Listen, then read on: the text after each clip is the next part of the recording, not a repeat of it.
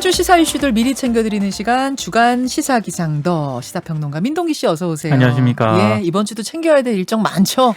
정부가 오늘부터 7월 4일까지 3주 동안요. 현행 사회적 거리두기 단계를 유지 연장하기로 했습니다. 네. 수도권은 2단계, 비수도권은 1.5단계고요. 5인 이상 사적 모임 금지도 그대로 유지하는데요. 다만 콘서트와 스포츠 경기장 있지 않습니까? 네. 문화체육시설 내 관객 입장 제한을 완화하기로 했습니다. 그리고 지금 클래식하고 뮤지컬 공연과 달리 이 대중음악 공연 같은 경우에는 100인 미만 인원 제한이 걸려 있거든요. 형평성 등을 고려해가지고요.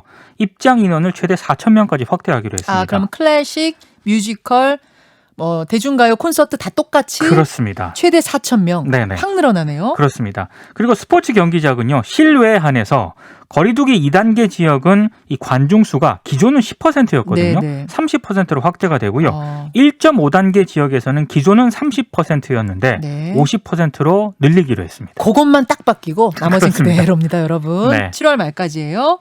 7월 4일까지예요. 네. 그다음에요. 문재인 대통령이 G7 정상회의를 마치고요. 이번 주 오스트리아와 스페인으로 이어지는 국빈 방문 일정을 소화를 하는데요. 예. 오늘 오스트리아를 국빈 방문을 합니다. 그리고 15일부터 17일까지 스페인을 국빈 방문해서요. 국왕 그리고 산체스 스페인 총리와 회담과 오찬을 가질 예정인데 네. 특히 경제인 행사 참석 등에 참석할 예정이 좀 눈길을 끌고 있습니다. 그래요. 그다음 또 챙겨봐야 될 거? 오늘 일정이 굉장히 많은데 이준석 국민의당 대표와 관련된 일정들은 앞에서 워낙 많이 소개가 돼가지고요. 네네. 이색 풍경들을 좀 몇 가지 좀 소개를 해드릴까 합니다. 이색 풍경이요? 매주 월요일하고 목요일에 최고위원 회의가 열리거든요. 근데 당대표가 가장 먼저 공개 발언을 하고 원내대표와 핵심 당직자 순으로 이제 발언이 이어지게 되는데 그렇죠. 김기현 원내대표가 62살입니다. 네. 당 공식 회의에서 자신의 장남과 나이가 비슷한 이준석 대표보다 발언권 순서가 밀리게 됩니다. 김기현 원내대표 장남이 몇 살? 32살입니다. 아, 그렇습니까? 네. 이제 이런 풍경에 굉장히 익숙해져야 된다는 그런 말씀을 드리고 싶고요. 네. 그리고 지금 송영길 대표하고 또 이제 만날 예정이거든요. 이번 네. 주에. 이 만났을 때 여야 회동 정례화를 이준석 대표가 정식 제안할 것이다라는 얘기가 전해지고 있는데 나이 차가 굉장히 많이 나지 않겠습니까? 이제 이런 풍경도 익숙해져야 할 것 같습니다. 익숙해지는데 오래 걸릴 것 같지 않아요? 근데 어르신들 보기에는 또 그럴 수 있나요? 젊은이들은 굉장히 익숙해질 것 같은데. 자, 오늘 살펴봐야 될 일정 또 있습니까? 아니면 화요일로 갈까요? 화요일로 넘어갈까 합니다. 최저임금위원회가 3차 전원회의를 열고요. 내년도 최저임금 인상률을 논의하는데요. 노사가 최초 요구안을 제시할 것으로 예상이 되고 있습니다. 일단 노동계는요. 문재인 정부 마지막 최저임금위원회 개최이기 때문에 10,000원 이상을 제시할 것으로 예상이 되고 있고요. 반면 경영계는 코로나19 때문에 경영 악화 등을 이유로 동결 또는 인하를 요구하는 그런 상황입니다. 이번에 그 3차 회의에 민주노총 측 위원들이 복귀할지도 관심인데요. 그렇죠. 최저임금위원회 같은 경우에는 노동자위원, 사용자위원, 공익위원 이렇게 구성이 되어 있지 않습니까? 근데 노동계가 이 공익위원 전원 교체를 요구했는데 정부가 유임을 시켰거든요. 네. 이것 때문에 민주노총 측이 강력히 반발을 한 적이 있습니다. 그렇죠. 수요일부터는 여야 교섭단체 대표 연설 있죠. 수요일에는 민주당 그리고 목요일에는 국민의힘이 이제 교섭단체 대표 연설을 하고요. 네. 다음 주 대정부 질문이 있고 국회 본회의는 6월 29일, 7월 1일로 정해졌습니다. 그렇죠. 수요일에 살펴봐야 될 일정 또? 바이든 미국 대통령이 이제 스위스 제네바에서요. 푸틴 대통령과 취임 후 첫 정상회담을 가질 예정입니다. 바이든과 푸틴 만나는군요. 네. 근데 바이든 대통령 취임 이후에 러시아와 관계가 별로 좋지 않았거든요. 근데 이번 회담은 제3국에서 정상회담을 하자는 바이든 대통령의 제안으로 성사가 됐는데요.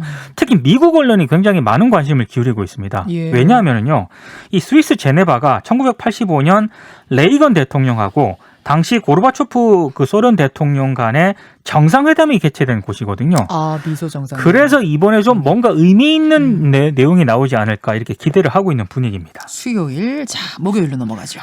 이재명 경기지사와 김경수 경남지사가 목요일 날 만납니다. 네. 경기도와 경남도가 업무 협약식을 가진다라고 하는데요. 부울경 메가시티하고요. 수도권 등 대도시권 상생에 대해서 경기도와 경남도가 공동 연구를 추진하는 것이 핵심인데 정치권에서는 다른 해석이 나오고 있습니다. 과연 업무 협약만 체결을 할 것이냐? 당내 경선을 앞두고 이재명 지사가 본격적인 친문 끌어안기를 하고 있는 것 아니냐라는 해석을 하고 있습니다. 그래요. 금요일까지 왔네요.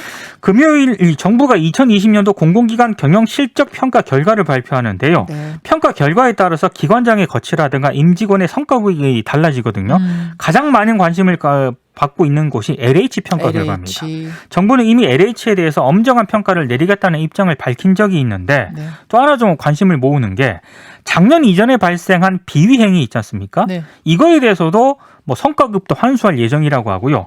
퇴직자 같은 경우에는 자진 반납 원칙이고 만약에 불응할 경우에는 기관의 부당이득 반환 청구 소송까지 제기한다고 하니까 정부가 일단 강력하게 대처를 할 것 같습니다. 여기까지 이번 주에 중요한 스케줄들 꼼꼼히 체크해 주셨어요. 민동기 씨 고맙습니다. 고맙습니다.